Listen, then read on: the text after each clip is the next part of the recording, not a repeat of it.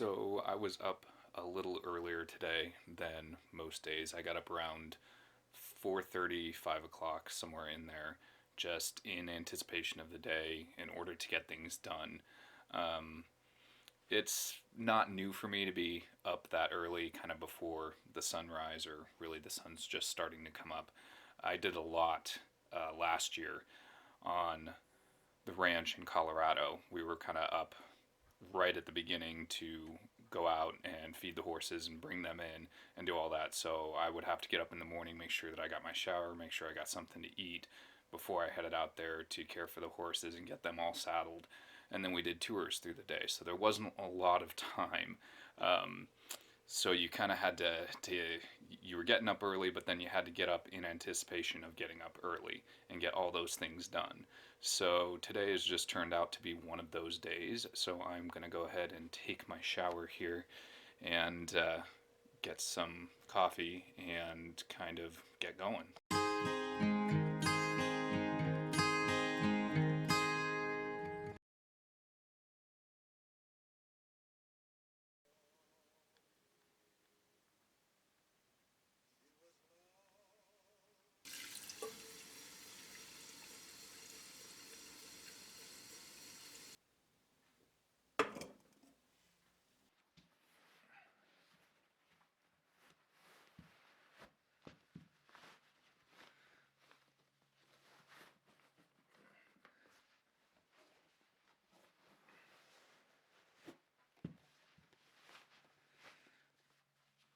I do need to go into town today, but then in the evening when I come back, I need to prep all of my tools essentially. So that would include my axe, machete, my knife's pretty much already sharpened. I need to sharpen all of those things and get those ready. I have the rope set aside for taking the logs uphill, but I'm gonna need the axe definitely and the machete sharpened before I get up there. So I kind of want to prep and make sure that everything's ready before carting everything up there and starting a full day's work. Um, and then really it's just kind of a day of schlepping and seeing what works, seeing what doesn't work. But I'm really excited to actually get delving into the build of this cabin, getting materials up there, kind of getting some sort of a structure in place. This has been a project of mine here. Has just been, you saw me out here in a previous episode, just kind of getting everything organized in the woodshed. And as you can see, it is looking pretty good right now. There's just this little pile off to the side that needs to end up in there. But the next project that I have is over here, and it's out in front of this little cottage, and it's essentially just this bed, and it's just been overtaken by all of these weeds, as you can see right in here. I've kind of come through here already and taken out a little bit of this, but what I really need to do is turn over the soil and take out the rest of these guys to make it a place where things can be planted, or it can actually, something can be done with it. So that is a project that needs to happen. I'll probably weed whack along the hedge here too. But yeah, there's always something to do. Today is one of my running days. I don't always do it, but while the weather holds up, I like to try and get outside as much as I can. I've been a runner for many years. I find that it helps to keep me focused and and get exercise. So with the days kind of as we head in towards the winter months, I'm taking advantage of the last few nice days that we may have here to run outside. So I will try and take you with me on one of these runs here, so you guys can kind of get the experience of the area where I go. I just kind of go back, and these old logging roads here, they can go back for quite a ways, and you can just really just get out there and stretch your legs and see some beautiful parts of the forest and scenery, and so it's great. I'm trying to get all my knives and whatnot together, the things that I'm going to need. So I've got this one right here. This is one of my better knives that I'm going to take up there with me just so I have it. This is my small pocket knife there.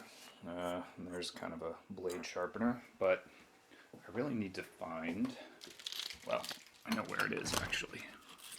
Go out here. Okay, let's see. Right here.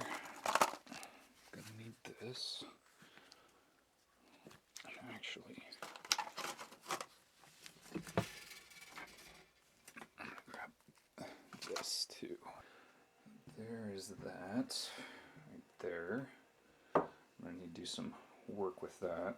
There's my machete right there. I'll also need that. This knife is good to go. That one's sharp. This one may need to be touched up just a little bit. I know this one definitely, my machete needs to be sharpened. I've been using it a lot lately and it's gone dull, mainly just cutting back blackberries and whatnot. But yeah, I need to sharpen this. And then this I need to do some work on too. As you can see, it's kind of, first of all, it's dirty, and then it's just kind of rusted. So, and it does definitely need sharpening. And then I will need to get my bigger axe. I have the axe in the back of my car, and then I have the double-bladed axe up by the woodshed, and I will need both of those, and I need to sharpen those. So that's part of what needs to happen today.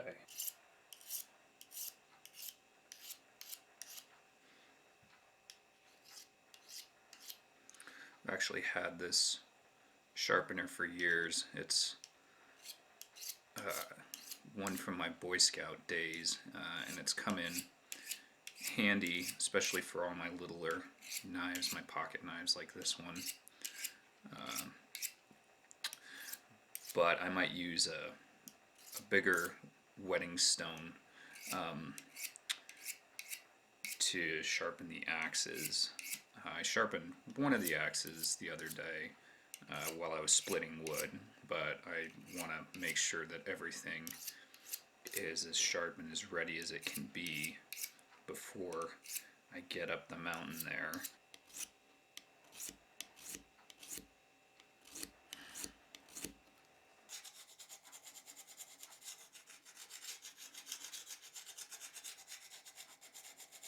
Okay, so if you look here at this is the double-bladed axe here, and you can kind of see from this, if you look at the edge here, you can see some of these notches right here. You can definitely see that one right there. So those are the things I'm looking to try and get out of here as much as I can. Get these notches out and get this as sharp as I can. And so using this, I'm going to help kind of wear down away at those notch areas that are right on the blade. I'll wear down at the notches and then sharpen from either side. That's going to take a little bit of doing here. And you always just kind of test. You run your finger along it, and it should be at that point where it can just about kind of, once you've got a really sharp blade or really sharp edge, you should be able to run your finger along it, and it just kind of just barely almost cuts the skin. That's not the best way to test it, but I mean, it's the way I do it, so there you go. I have all the equipment that I need, I think, here. Then I gotta make sure I don't forget my tripod. It just makes filming easier. So I'm just gonna take the sharpener, put that in my pocket, take this pocket knife, put that in this pocket, this other pocket knife, put that in my pocket there. Gloves, put those in my back pocket. Then the rest I'm just gonna pack up in this backpack here. I already rode Rusty today just because I've been meaning to. I've been working. You know, the good old job. And I've been working that pretty regularly these past few days, which is, great and blessed now, because now I have the time that I can put into this, time that I can do things around here, and I don't have to feel like I'm rushed or neglecting or worry about finances or that sort of thing. So the Lord has definitely blessed me these past few days with consistent work when I go into town, which has been great. And so it just makes it so that I can do this. I'm taking the back way today. Last time I took the road that was down by the barn. But basically what it does is it's this big loop that goes up and around and then back down. And that's where I came from. And that area is up by the house. So I wasn't down by the barn today, so I figured I'd just pack things up from the house and then start up. It's a little bit of a climb up this hill, which is a little bit steeper than the other way, and this is also the hill that Rusty likes to run up whenever we come back here.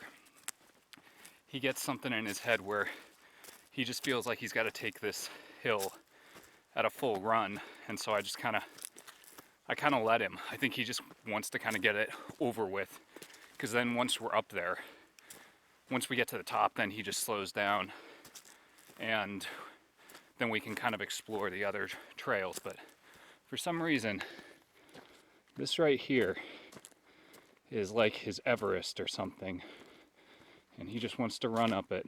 So I just let him. Here I am coming up on the cabin location again. That little bit of a hike is now behind me. And it's always kind of exciting coming up here and coming up on this place, just because there's a great view to be had from up here. And it just kind of comes into this clearing. See, because down there, you're kind of dealing with the trees and whatnot, but then you come up here, and because of that logging and clearing that they've done, or that they did in years past, you come up here and you just look out on that. And then you've also got clear skies above you. So I'm going to go ahead and put this equipment down for this pack and see where I need to get started. I'll probably be clearing some of this blackberries away. So I'm going to take these sticks and kind of measure out an area on the ground here of where the cabin will be. Maybe try and get an idea of the dimensions. But I'm thinking I want to put it back, as I back up here, I want to put it in this pocket here, kind of. There's a little kind of trail that goes back up into those trees there, which might be good having the outhouse or privy and washroom on the back side, because then you can go up that way to dump whatever refuse that you need to. And also it's kind of a good little back way there. Okay, so I had roughly just enough sticks to do this, to kind of etch out a kind of outline here behind me. You may not be able to see it very good. I'll go ahead and turn the camera around here. So I've got these down here, which are just they're just giving us an idea of how big it's going to be. So as you can see kind of there roughly, it's going to be good size, but it's just a little cabin, really. Hunter's cabin, of course, and then we'll try and extend the front porch awning area off this way, and we'll have the washroom and privy out back there. Let's go ahead and measure out here and see how many feet it's going to be here. So 1, 2, 3, 4, 5. We're looking at 10 feet wide and then a length across of 15. So it'll be 10 feet deep and 15 wide, or roughly, give or take, depending on the logs that I can find. But that's kind of the etched out. So I need to, right now, I may go back down next time, bring up a rake and a shovel to kind of clear this area. But for right now, I'm going to see what I can fashion of naturally up here. If I can fashion something to clear this area to give you all a better idea of what it's going to look like. And then I'm going to go ahead and start seeing where I can haul some logs up. So the good thing is, since this has been cleared previously and it's just overgrown with whatever it's overgrown with in the past year or so, or however long it was, in which some big machinery was up here, the ground is pretty soft still. So I found this little wedge of wood, and I'm just going to kind of use it to dig out some of these weeds here. Obviously I'll need more of a proper tool, I'm sure, to, well, I will, to level it. But for right now, I'm going to make do with the resources that I got.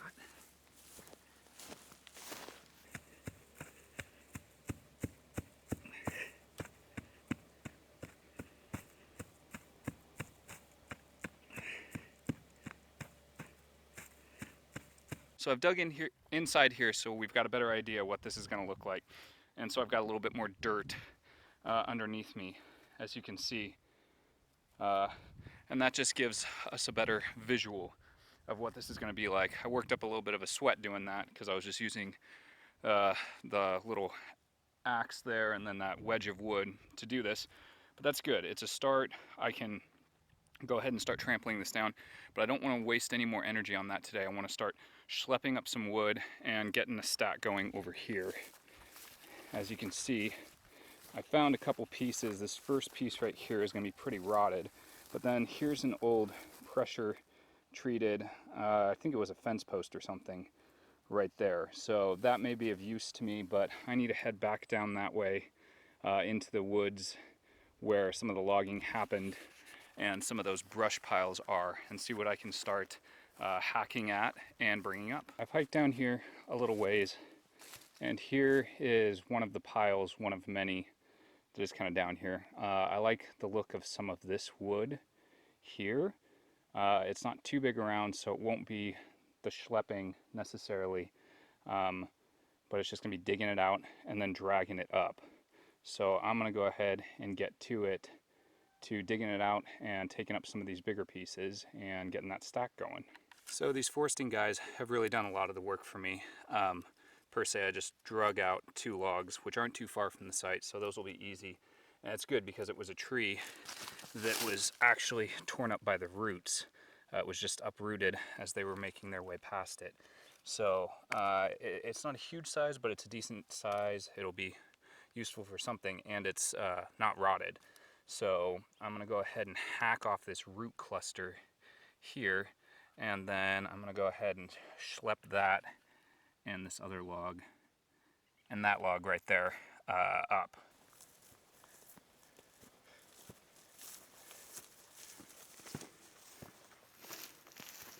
Okay, so there looks to be a good piece buried under this bark here. I don't know how big it is, and I'm just going to go in and see what I discover here underneath this bark. There's a few pieces over here though that I will probably use the harness method with, but let's take a look at this first. All right, what do we got here?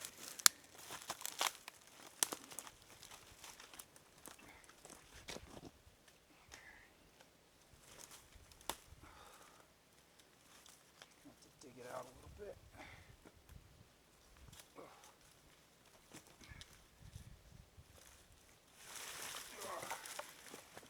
Yeah, that looks promising.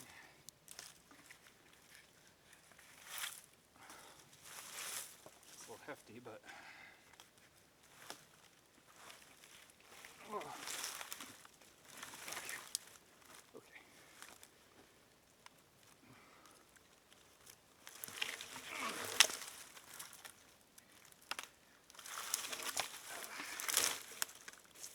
I'm gonna drag these two out here. Drag these two out here and schlep them up there, and then I'll be done with the first day. But this is any indication, this is going to be some work. It's a good workout though.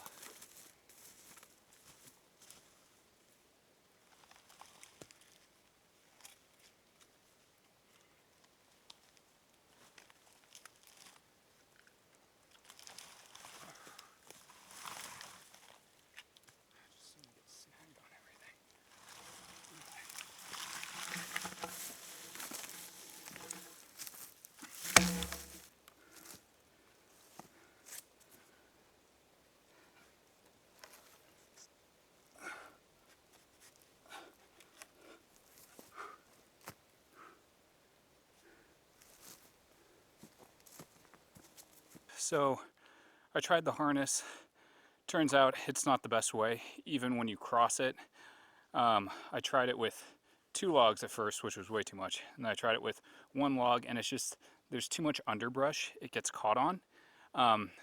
So really the best way to get the bigger logs up there is to carry it crucifixion style, to be honest with you. And I gotta tell you, doing it that way gives you just like such a perspective of how difficult that must have been for Jesus going up that hill with that thing on, because it's about getting it balanced, you know.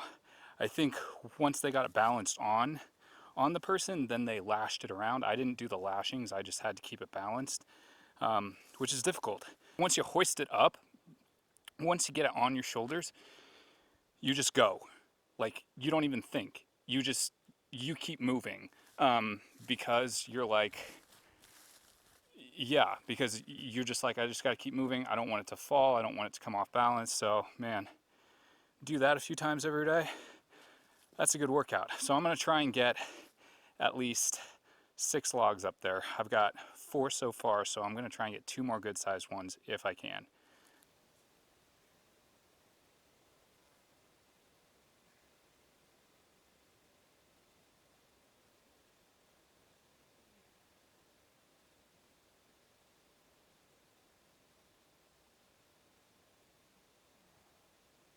Okay, so I just got up here with the last log, and I don't know if it's because it was the last one. It seemed to be heavier, but it was definitely wider than the others, so it kept catching on stuff as I was passing by, which was not necessarily that fun. But I got my 6 up here for the day. Got that foundation area kind of set, sweating pretty good. And I think I figured out what I'm going to do with this. I think I'm going to use it twofold. I'm going to use it as a fire pit, and then I'm also going to turn it over the other way like it was. Well, for the fire pit it'll have to be like that. But then I'm also going to get a bowl, because I've got one of those plastic bowl, and then I'll just put it in here, and then I'll put a cloth over it, and I'll use it like a rain catch, and that way I'll be able to get some fresh water up here. At least, yeah, I mean, I feel like that should work in theory. I guess we'll see if it does or doesn't. So I'm gonna go ahead and grab my tools here and put them back in the backpack. There's my wood pile for the day. And go ahead and pack things up, go back down and call it a day.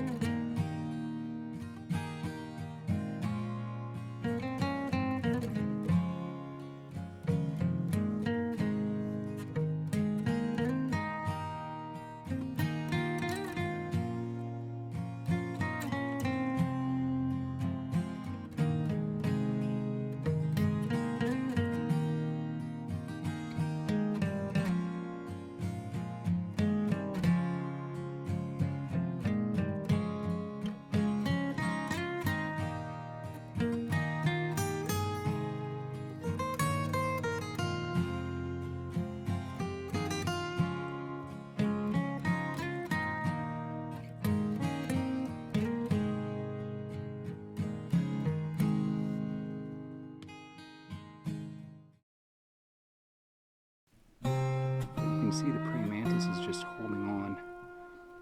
He's got him with his hands there. And I think he's got his teeth locked into him. And you can see the dragonfly's tail fighting.